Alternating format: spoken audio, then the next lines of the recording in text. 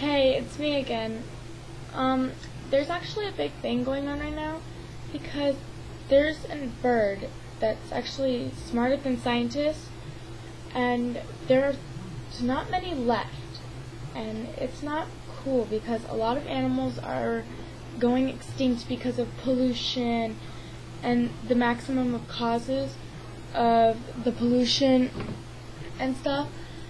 And I think we should try our best not to pollute because this animal there's less than, I believe, 800 of them now, and they're smarter than scientists. The birds are, I don't remember the name of them, but they're really intelligent. They talk, they can solve puzzles. I was watching this bird, and what happened was it beat a scientist in a test. Got all the answers right. It can actually write. It's awesome.